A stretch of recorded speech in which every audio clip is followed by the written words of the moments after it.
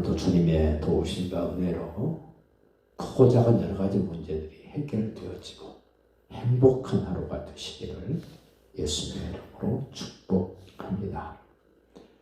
하나님을 아버지라고 부르고 예수 그리스도를 믿는 사람들이 모이는 그 언약 공동체, 사랑 공동체, 믿음 공동체에서는 반드시 악을 제거해야 됩니다. 왜냐하면 그 악은 은밀하게 진행되면서도 옆에 파급력이 대단하기 때문에 하나님은 그런 악을 제거해서 언약 백성답게 사랑과 믿음의 공동체로서의 계속 그 순수함과 거룩성을 유지하도록 하기 위하여 악을 제거하라 그럽니다. 특별히 간음하는 것. 분명히 성경은 7째 계명으로 간음하지 말라라고 말씀을 하셨음에도 불구하고 인류 역사 속에 간음 현장은 수없이 많이 발생이 되고 발생이 됩니다. 그 간음 현장에 잡혀온 여인, 예수님께 끌려왔지 않습니까? 이 말씀대로 하면 간음 현장에 잡혔기 때문에 남자도 여자도 돌로 쳐 죽여야 됩니다만은 남자는 어떻게 하고 없고 여자만 끌려왔던 그 현장, 예수님이 말씀합니다. 누구든지 죄 없는 자가 돌로 쳐라. 이 율법에 있는 것들을 예수님은 어떻게 해석하고 적용시키시고 그것을 확대하셔서 말씀하시는가를 잘 눈여겨보셔야 됩니다. 예수님이 오셔서 무엇이 더 확대되었고 무엇이 해결되었는가를 우리는 가늠해 볼 수 있기를 바라고, 자 22절 보십시오. 어떤 남자가 유부녀와 동침한 것이 드러나거든 그 동침한 남자와 그 여자를 둘 다 죽여 이스라엘 중에 악을 제할지니라. 가정을 파괴하고 공동체를 훼손시키는 일을 하기 때문에 악을 제하라는 겁니다. 그 24절 끝에도 보십시오. 이같이 하여 너희 가운데서 악을 제할지니라. 악을 제하는데 그 어떤 악이었느냐?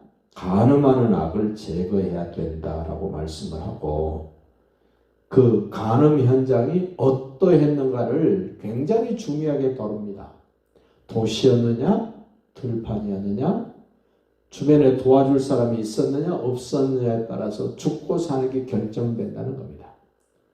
똑같이 간음 현장이었지만 어떤 환경이었느냐를 하나님은 굉장히 중요하게 보시고 그 중에서도 강한 힘이 있는 남자를 보호하시는 것이 아니라 그 간음 현장조차도 힘이 없는 약한 여자 쪽을 보호하시고 살피시는 것을 눈여겨볼 수 있기를 바랍니다. 25절 보십시오.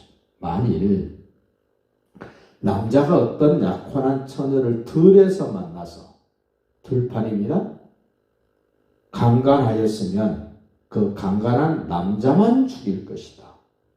남자만 죽이라는 겁니다. 왜 그럽니까? 26절에 이유가 나옵니다.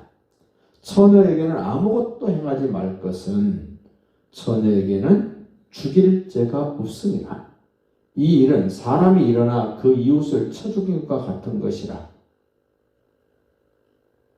남자가 처녀를 들에서 만난 까닭에 그 약혼한 처녀가 소리 질러도 구원할 사람이 없었기 때문에 그 여자는 죽이지 마라.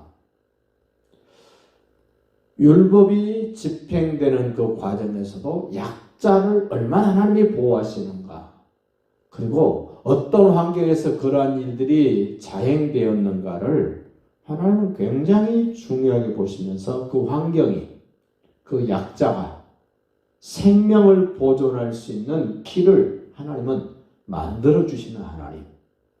나는 약해서 어쩔 수 없어서, 아닙니다. 하나님이 지키십니다. 하나님이 보호하십니다.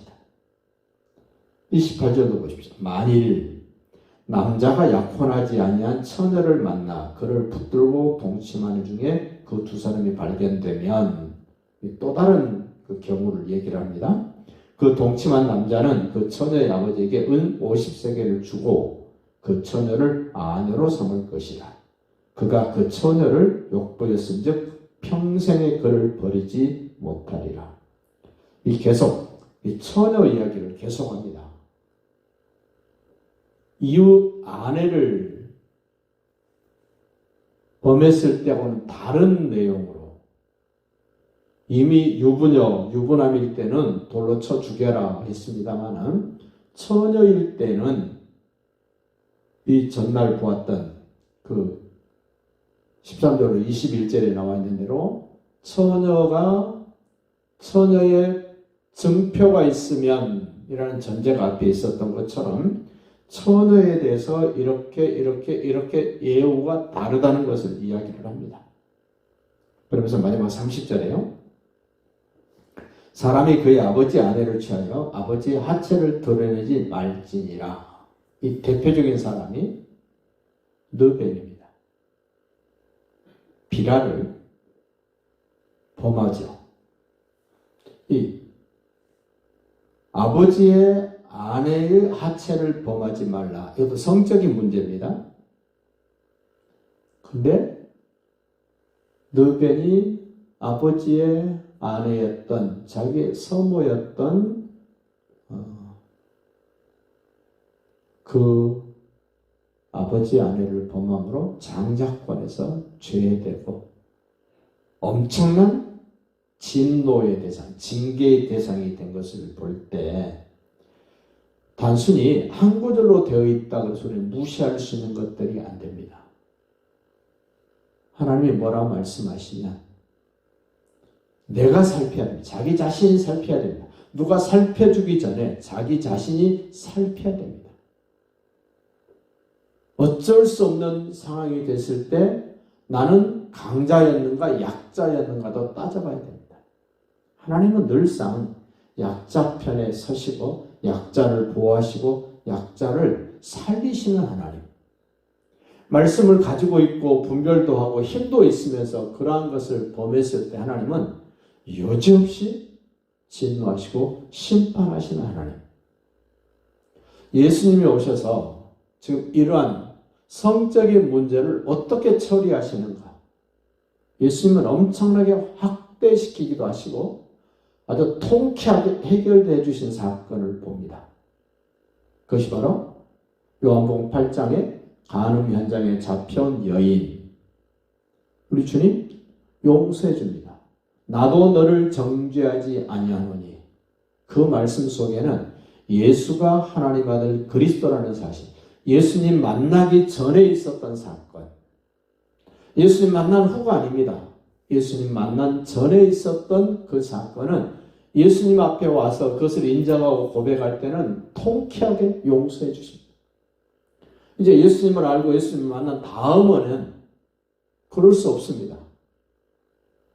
이러한 예들은 성경에 많이 등장을 합니다. 죄가 많은 곳에 은혜가 많다는 말을 참 많이 합니다.